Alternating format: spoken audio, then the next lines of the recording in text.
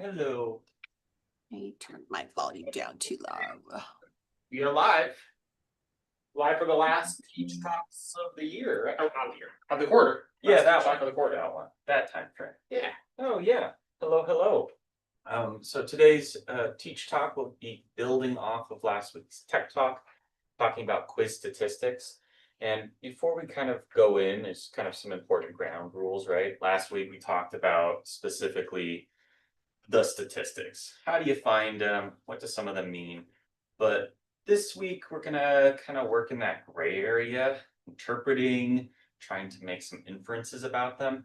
And because of that, we have to be really careful, right? We're not seeing the full student, we're not seeing the full picture. Every response to a question is a response that was done in that moment during this exam. There's so many confounding variables. So we have to be really intentional and really careful when we try to, make decisions based off of these. And it only goes so far, right? Last week we talked about these quiz statistics really only show up for multiple choice questions, true and false questions, multiple answer questions. The things that potentially aren't going to assess some of the higher level objectives that you might have in your course. So there's also an element of, we'll talk about alignment and using an assessment to show performance on specific objectives that you might be falling a little short there. There's all sorts of elements that we have to consider, right? But at least when we're talking about kind of your standard multiple choice questions or traditional test questions, we can make some inferences.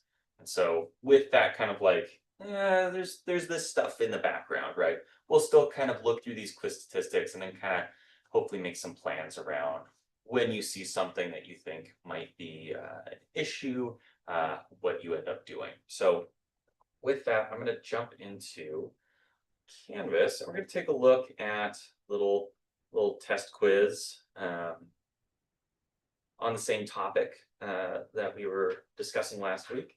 So I'm going to jump over to quiz statistics immediately.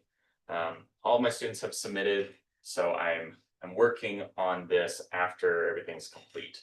You can look at this during the process or progress of your students as they complete these questions, and you can kind of see the scores and the basically quiz summary change over time. Thing to note, right, is you don't have the full picture, right? You only have these, in this case, 14 students this term. Sometimes comparing to other terms might be helpful as well. So try to get as much of a picture before you start, messing around with things. That's always the good call, right? So here we have our quiz summary. As we remember from last week, it's going to give you average score, high score, low score, standard deviation, and average time. The thing that I would say, if we're starting to think about this quiz and potential design changes we would want to make, when I look at the quiz summary, there are certain things that might highlight my need to kind of look further, right? In this case, let's get my little pointer out. Spotlight pointer. I might look at the shape of this distribution, right? I would, for those that might be who have done item analysis before, like looking at specific quiz questions and when they need to be redesigned and things like that, you might one of your, we'll say, impulses might be to go, hey, I need a normal curve or a standard bell curve distribution on this. And the thing I would also stress is that kind of distribution happens naturally as you have more and more students take an exam or test or provide data. Trying to say, I don't know, something I see a lot of is faculty will begin, curving. They'll start curving, but they'll try to create that distribution that they're expecting. That's where I would say, okay, let's start pumping the brakes. Because again, you have a very specific sample. If you look at the distribution across terms and across time, maybe that's just the standard distribution for this specific quiz. If it's a distribution that you're uncomfortable with, right, we're seeing a lot of students maybe over on the left-hand side, less students are finding success there. That's more of an opportunity to start redesigning the quiz than say trying to curve to meet a specific standard that you've kind of set for yourself. So that's something I also want to just point out as we kind of get to this specific portion. Well, and like part of that is at our institution, our class sizes are gonna be 12, 15, 20 students. It's not gonna be a large sample, so you're not gonna get a very smooth distribution no matter. Right, one outlier is really could throw things off when it comes to average score, things like that. And it doesn't give you the median, at least in this view. I think that comes through in student analysis, or you can find it pretty quickly. Yes, your N value is too small, Yeah. is what Tom's saying. Absolutely, right? We don't have enough students to get that nice distribution. So basically trying to curve, I would say, is not something that I would say is well informed based off of this. And also, once you start curving things, well, now we're shooting for a number and not for a valid measure of our objectives. Another thing to note is a lot of this is about reliability. When we start looking through these question breakdowns and discrimination index and how many students got it right versus not, that's less of a measure of validity and more a measure of reliability. So there's also an element there. But here, right, what I'm looking at, I've got kind of some students, at least, again, this is pretty easy for me to visually look at because I only have 14 students in this class, but 2 students are kind of in between the 10 and 20%. Low scores 14, so that's probably what that line indicates. One student here, one student here. Most of them are around this 60% mark, which makes sense. That's my average score or mean. And then some students found some success between 80 and 90% on this particular quiz. Didn't have any students get 100%, didn't have any students get 0%. But from here, I might make some assumptions, right? That this test in general might be kind of hard. Things I might also look at are the standard deviation. The higher that number, right, the more potential that scores fall farther away from my average, which could mean large outliers, or in some cases, a lot of folks really low and a lot of folks really high, not a lot of folks in the middle. So there's an element that we can also start kind of looking at there when it comes to, well, yeah, how condensed or consolidated are these students around this score? So I'm looking at average score and I'm going, students didn't perform how I would expect. I want them to be successful. And when they're successful, that means they're meeting my objectives, at least the ones that got aligned with this quiz. Okay, I'm gonna probably have to take a further look. And you might have an average score that looks amazing. Still doesn't mean you can't take a look at the individual items and how they break down, because again, this is a quiz where there's only 7 points, 5 questions, right? Somewhere around there. My memory sucks. But point is, not a lot of questions, not a lot of points. You have a very, very large exam. Yeah, everybody might have done really well on it, but there's still maybe some information that you can pull from it. Certain questions, certain items just don't quite line up the way you need them to. So if we recall from last week, we focused a lot on discrimination index, because I think that's when we're looking at this visually, you can go into the spreadsheet and look at some of those other values, but at least for our purposes, the visuals here should meet kind of the needs of most faculty. If you want to get into those statistics, that's a great opportunity to reach out to the IDs and we can kind of work through item analysis with you. But here, remember our discrimination index. Let's do a quick little view. Is basically, if we put all of these scores kind of plotted out into 3 groups, or kind of middle 46%, top 27%, bottom 27%. If we put students in these categories, right? So these 2 students would fall in the bottom 27% of scoring students. These 3 would be in the top 27. This would be my middle 46%. We basically are trying to determine how well a single question predicts, or maybe correlates, better word for it, correlates to whether a student falls in the top group or the bottom group. So if it's a +1, that means all my students in the top group got it right. This question, or I should say, got it right, and all my students in the bottom group didn't get it right. So that means, oh, okay, so yeah, my students are in a space where these guys got it, these don't. It discriminates whether you fall in the, let's make that X. That was gross. Discriminates between high and low scoring. If it's a -1, this is inverted, right? Or we'll say the relationship is flipped. All my top scoring students didn't get this question. All my bottom scoring students did, or at least some mix. And so this question doesn't discriminate between top and low very well. In fact, it kind of doesn't make sense how we would potentially view this. Well, my top scoring students probably should score better on all questions versus my bottom scoring students potentially won't. So that's where we start looking at maybe this question is unreliable. So for example, here we have a question that is a -0.11, right? +1, all the top students got it, all the bottom students didn't. In this case, this one flips that on its head. Oh, and one final thing from last week, you'll remember a 0 indicates no discrimination. So it was neither a positive or negative, it just didn't discriminate between low and high, which you would see if everybody got the question right or everybody got the question wrong. So something to think about. Hey, Nick, so like a 0 on that is going to mean that your question is not discriminating at all.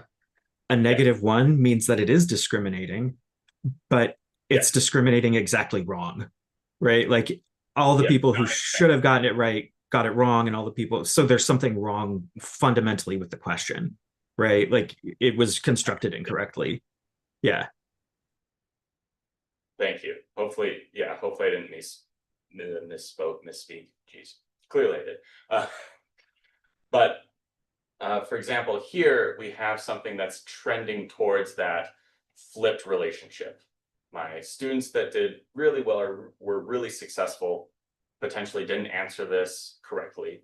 And then potentially students from that low scoring group potentially did answer it correctly. So again, things are flipped, and right, it's a true or false question. So again, the ability to essentially guess the potential right answer, 50-50 chance, that kind of changes things a little bit as well. But I might go, okay, I'm seeing red, what's going on here? And even if you're seeing 0, you know, maybe this question is, if it was not discriminating, does it need to be discriminating? You know, sometimes you have questions that, yeah, you want every student to actually get that. Well, in a perfect world, every student would get all questions correctly, but you might want to have more of those questions that are, say, difficult versus easy, or vice versa. But in this case, it looks like students might be kind of in that space. So first thing I would do is, well, also see how many answered it correctly. How difficult is the question? Well, in this case, basically half the class got it, half the class didn't. But the people that did get it were not the people that ended up scoring highly on this quiz. So then, okay, let's take a look at what the prompt is. Here it's a true and false, but I think it might be kind of obvious, at least in this case, what might have gone wrong here. False, cats are obligate carnivores. Well, if, and this is kind of weird to try to think through, right? True that it's false, that cats are obligate carnivores would be the correct answer to this question. That would be a correct way of saying it for sure. So Right, it's a so- double negative, and you should almost never do double negatives. And it's gross. I wrote this question and it's like I'm trying to remember how to say it without it making no sense. Hopefully this is a thing where, you know, you're working late at night building your quiz questions. This happens, right? So this is going to be something I'm going to have to take a look at.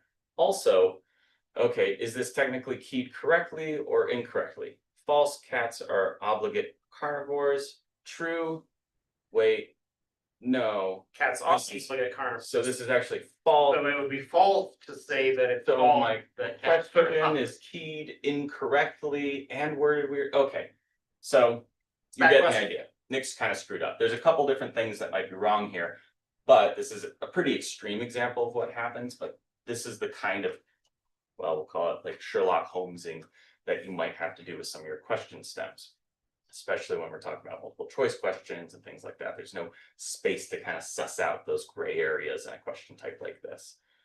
And like, this is a poorly And the worded, question mark is killing Yeah, me. Is what it's that- a poorly worded question, but also like, I've seen questions like this. It When happens all the somebody's in a time. hurry, it's late at night, you just wrote out 50 questions from scratch, your brain is tired and you came up with this. I've also seen it happen with AI generated question banks where sometimes it Hmm. just kind of twists the question stem a little bit incorrectly. Well, and you might also think about, if you've got shared curriculum, sometimes this stuff kind of gets in there from just, You got it Nobody's- from the publisher, sometimes those aren't always well reviewed. it just totally depends. But this is a way we can start kind of taking a look at it. Okay, it's not your fault. It's Yeah. fine.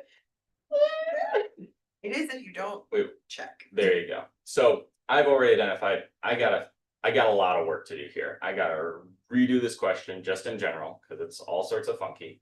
I might need to rekey it. I gotta figure out how I'm gonna make this potentially right for students. And again, this is also an opportunity to reach out to students, right? Next time I've got them in class or through an announcement, I can say, hey, there was a question that was I identified as a little bit funky, haven't heard anything about it, but I'd like to check in with everybody. Those are opportunities to also help kind of build out a better story of what might have happened. I start going through, and this is again an example of an essay question. You're not going to get those statistics. It's again specific to multiple choice questions, true and false, multiple answers. But their score on this is going to help dictate, say, discrimination index on other questions, things like that. Also, of course, your quiz summary. So it's still important information. And I can use this to kind of see which students fell into which categories. Okay, that's kind of helpful. But that's going to be something, when you're in speed grader, you're going to be taking a look at. And when it's a non-auto graded question, you have a lot more kind of, freedom in Canvas, right? There's less barriers into giving the right feedback or the feedback needed at the moment. Now I can start scrolling down through and I can start looking at some other ones. So this one was discriminating, I would say, relatively successfully between high and low success students on this particular quiz. And right, we still have a pretty low amount of students answering it correctly. Less than half the students actually got this particular question right. So even though my discrimination index is, discriminating appropriately, I might still take a look at it, right? Why did almost half the class not get this, or under half the class get this? Well, I might again look at my question stem and start trying to think through weird phrasings. This stuff happens constantly, and you have to remember that when I'm reading it as the person that wrote it, very little cognitive load on my end. Super simple. I wrote it out. I knew what I meant. When it gets to a high stakes testing environment, or even just standard quiz, things like that, the fact we're putting them in this situation, this scenario, the brain doesn't work in the same way as it would authentic situations. So here we've got a pack of cats is called a what? Okay, as Nick reads this and thinks through and looks at some of the answers that specific sets of students looked at, maybe the ones that were moving fast, more stressed, things like that, I start to realize that I might have led them astray. No pun intended. I was working on that one a long time. But point is, this STEM might be another opportunity for me to rethink it, right? My students that were successful on it, on the overall quiz, still got it. Maybe they were successful because they were working a little bit slower and kind of read through it and remembered this term from class specifically. Okay, but there's something going on here, even though my statistics don't quite line up with something as easy as a negative discrimination index or 0% of the students answered it correctly. It's kind of one of those gray areas, but I can take a look at it. Okay, so in this case, I can kind of make the determination, is this points I need to give back? Is this something, well, for sure, I'll probably redesign it for the next term, but then, where do you go from there? Then this one is another kind of, looks like tricky one, but larger amount of students answered it correctly. It was less discriminating. But in this case, again, more students were answering it. So this might be just a statistic that a lot of folks remembered from class. Do I need to change this one in particular? No, it just seems like folks were kind of aligning with, yeah, what I lectured about maybe the day before the quiz or something. It was fresh in their memory. So even though this question I would view as really hard because they're just having to remember this specific, say, fact and figure, didn't discriminate as much. So okay, maybe I've got good coverage there, right? And I can keep looking at these answered correctly to kind of help me figure that out. And then I might take a look at my last one, and here I've got another one that's, low, 50% of class didn't get it. Overall, this quiz itself has been pretty low scoring. So something to also think about is within the quiz, what on average are people doing, right? I can kind of use my average score as a little bit of a indicator, depending on, question values and things to compare these values, how difficult it is. But yeah, this is a really difficult quiz apparently. And when I look at, say, this kind of question, okay, not a lot of people got it right. My students that were really on it potentially got it right on average more than my students that didn't. So discrimination index is a little bit higher. But then I look at potentially the question and I might go, well, some of these are like these distractors might also just be pretty successful, right? I mean, I look at this one though, and I start thinking, well, cats do use their whiskers for some emoting, but I've said the primary purpose, but how am I defining the primary purpose? There might be, again, an opportunity for me to reach out to my students and see what they were thinking when it came to this question type, right? Because this statistic might not give me the full story. Well, it doesn't, right? But this might be another opportunity, even though things are, the plus sign is green, must be good. Still could be an opportunity for me to kind of think through it, especially when so many of my students have done not well on this specific exam. So let's take a pause. I'm going to look at the chat really quickly. Oh, no worries, Angela. And what's the intent of the question? So this is what Tom's saying. What's the intent of the question? To discriminate or to reinforce, remind, highlight, right? There's all sorts of ways that this might could be misaligned. Now, what do you do when you've identified a question that it's so egregious, for lack of a better term, that you need to change it? Well, Canvas gives you a couple of options. We'll kind of go through those right now. And they're not too hard. All we got to do is jump over to our quiz. We jump out of our statistics. We can go to edit. And you can do this in classic or new quizzes. It's going to give you the same options. But let's say I've got, let's do this one. This was the one that was super funky, right? So what I do here, any changes I make here won't, if I remember correctly, you can totally jump in, Tom. Anything I do right now that the quiz is done and those statistics have been pulled or essentially set, anything I change now will only affect my quiz summary. But when I look at like the individual items in my quiz statistics, I don't believe this will be reflected. So for example, I go, okay, I want to change this right now. I hit that, I hit save. That's not going to do anything yet. So if I come back to my quiz statistics, I shouldn't see that change. Oh, I guess I do. On the student's end, they won't see that because they've already completed their exam. Okay, but let's do that one further. Watch me do this in real time. Let's say that I want to regrade that question because this one is super funky. And maybe this isn't the best example, right? Because that true and false. I want to make sure, well, let's do this actually. Let's say I didn't change the question stem because that's probably not what you would be doing in real time. You go, okay, the actual correct answer, because this is keyed so weird, would technically be false. When you choose to regrade something, Canvas gives you the option to, for the folks that have already taken the quiz, regrade their submissions. Specifically, again, it's going to be multiple choice questions, true and false, multiple answers. But you kind of have some of these options. At least for this one, it's a little bit different than maybe what you might normally be doing. But point is, I can award points for both corrected and previously correct answers. And in this case, I might do that because this one's just so weird. I just go, okay, I'm kind of striking this one from affecting grades. It's gonna, again, keep my total point values the same though. Or if it's something where I've unintentionally keyed it incorrectly. So say this just said cats are obligate carnivores, and I said false, and the answer was true. I could just only award points for what is now the correct answer. Not what I'm doing in this case, but that might be something for you to remember. Just if things are keyed incorrectly, then you don't have to give fudge points to every single, student based off of that. But the question was sound. Yeah. So the way students answered it was either right or wrong based on the way the question was written or designed. You just had the answer key keyed incorrectly on the back end. in other Yes. words. And that's one of those conditions where you'd likely see a -1 or close to a -1 discrimination index. Yeah.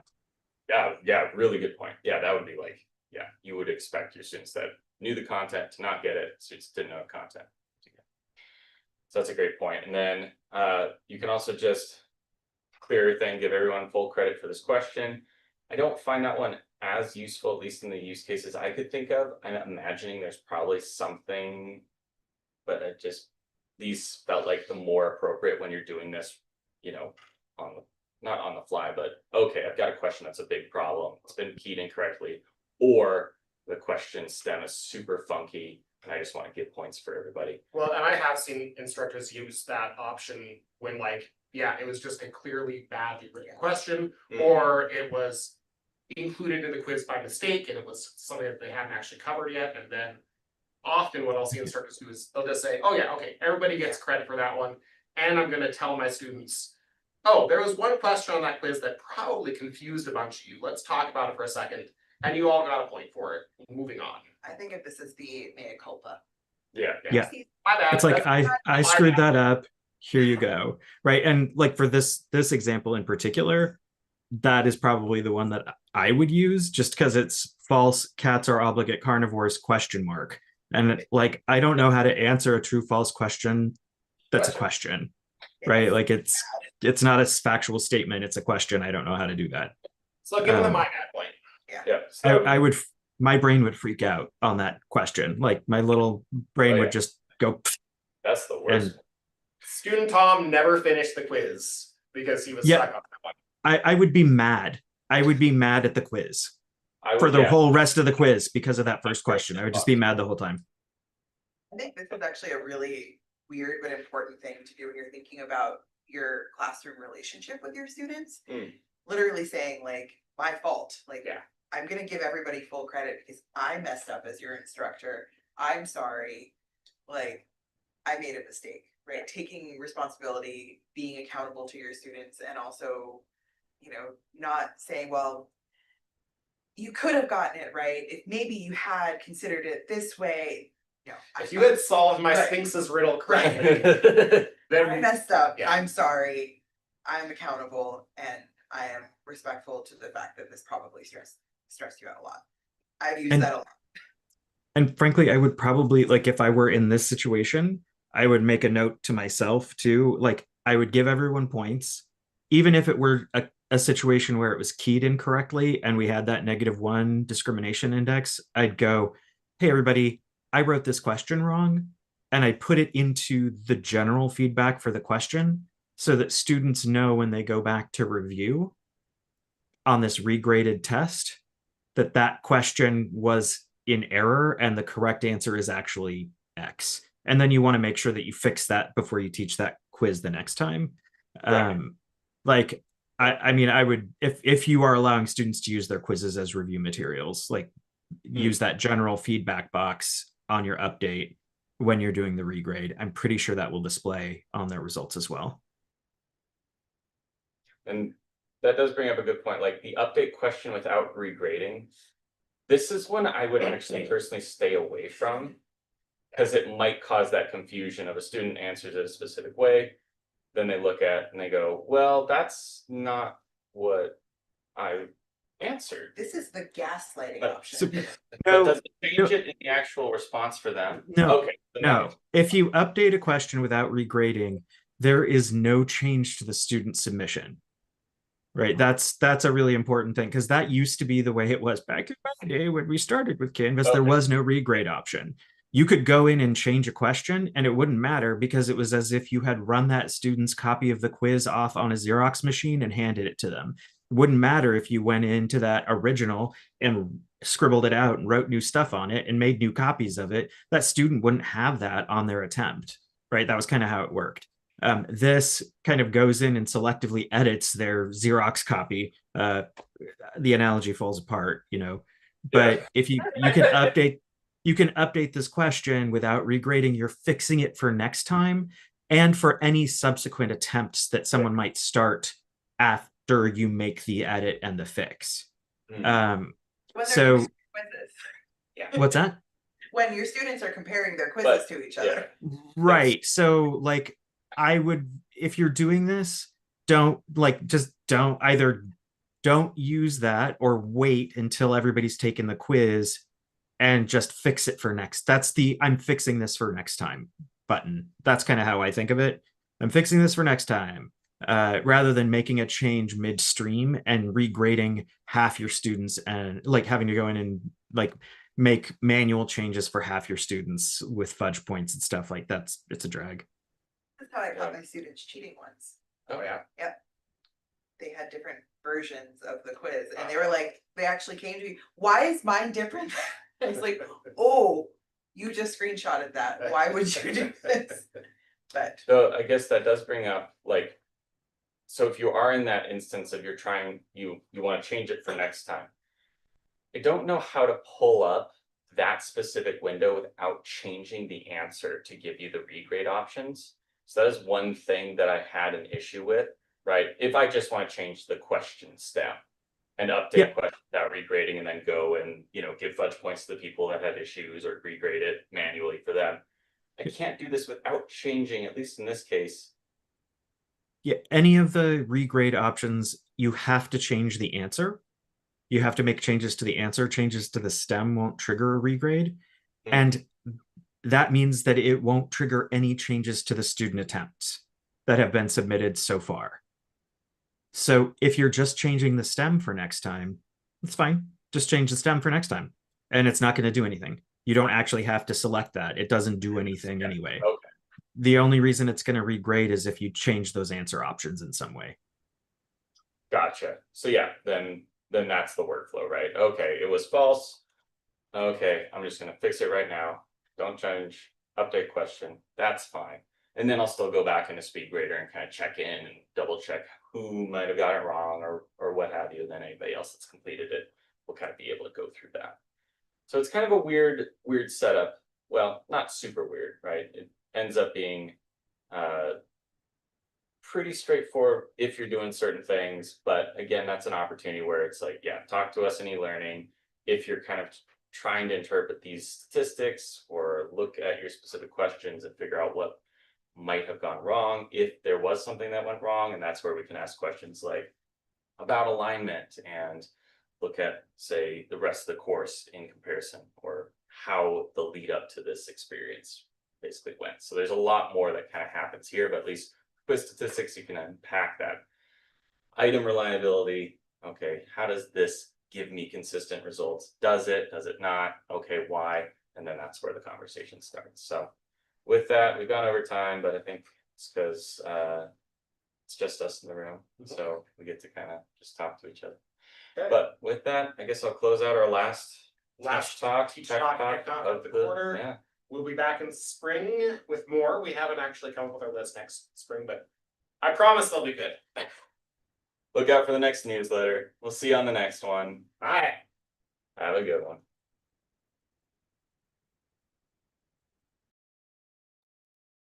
Okay, stream is ended. Wait. Howdy, Tom. Hey, so hey, I did